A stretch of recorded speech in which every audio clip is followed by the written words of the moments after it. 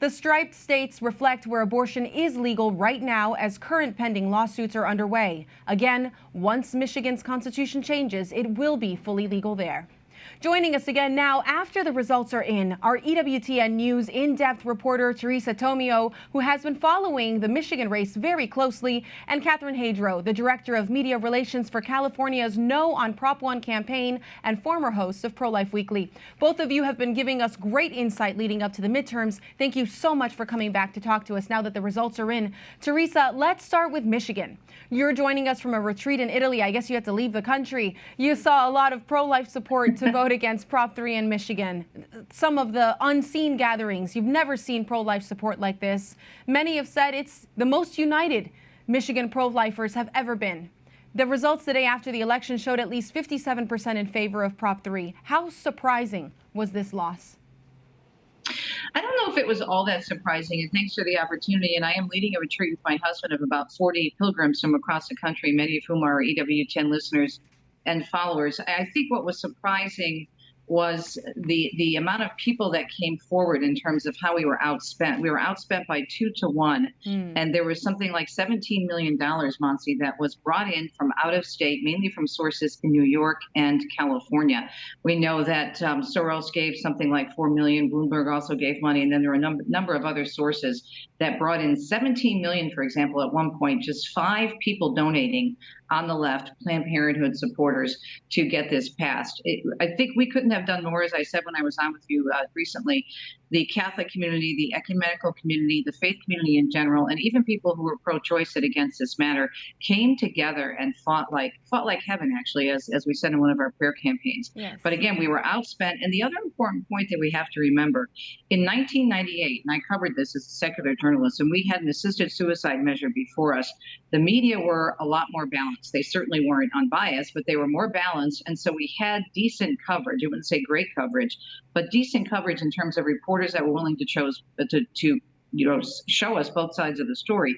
That didn't happen this time for the most part. It was very biased reporting. It was misinformation. There were blatant lies that the media were letting the governor, Gretchen Whitmer, and others get away with pertaining to this measure. So we were outdone in that area because we couldn't count on the media, the secular media, to be accurate. And then we were outdone with the ads in terms of the money. And so we were overspent 2 to 1. It was a tough road to hoe, but I'm telling you, I'm really proud of our community. I think we did a good job given the circumstances. Well, you've got a lot of work to keep doing. The numbers in California, Catherine, were worse. Though the vote counting there continues, the latest totals show 65% in support of abortion. While abortion was already legal in California, Prop 1 basically expands rights to it. What paths are there then to protect life now?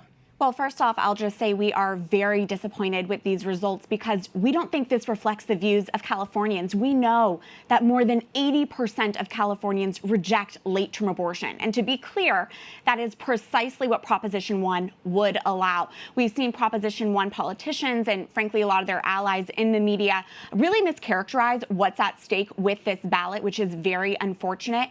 So moving forward, what's next? The battle continues, and the battle now shifts to the courts and to the legislature. And I will say we also are so proud of the coalition we have built over these past few months, a coalition that is diverse, that is energized, that is organized, and determined to fight late-term abortion in the state of California. Prop 1 politicians assured voters it would not mean late-term abortion, so we're going to hold them accountable to that. And Catherine, will there be challenges to free speech around abortion that are going to make that continued advocacy more difficult for you? That's a really interesting question. Just a few days ago, the LA City Council said they're going to really target pro-life pregnancy care centers in California if they see any false advertising. Of course, we know it's the pro-life side that is the side of truth, right? It's the side of truth.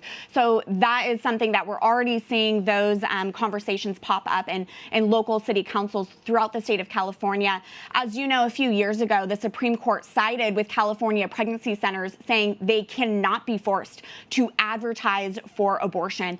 But I think it's an interesting question because really it's a battle over words, isn't it? And it's a battle over euphemisms. And we saw the Prop 1 side really use euphemisms to confuse voters about what's at stake with this proposition. That's right. Teresa, let's talk about this misinformation. What was it from the pro-abortion side messaging that really moved voters? We know that 1 in 4 women are probably post-abortive or related to an abortion.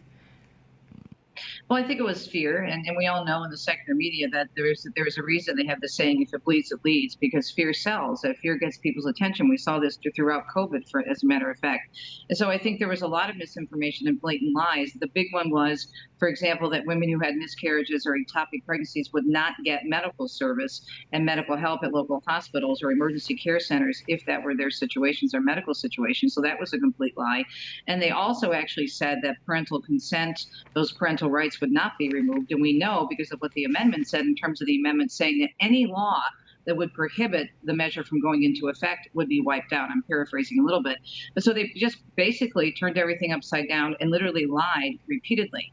And so they scared people. I mean, I had people, listeners of ours on Catholic Connection on EWTN Radio writing me and saying, is this true? No matter how many times we had pro-life OBGYNs on the air, they were preaching at the various parishes after the masses talking about this over and over and over again. We did a good job, I think, of reviewing the basics. But again, it wasn't enough to overcome the fear of what the left was saying would happen. So we had the ads, we had YouTube commercials, Facebook posts from the left.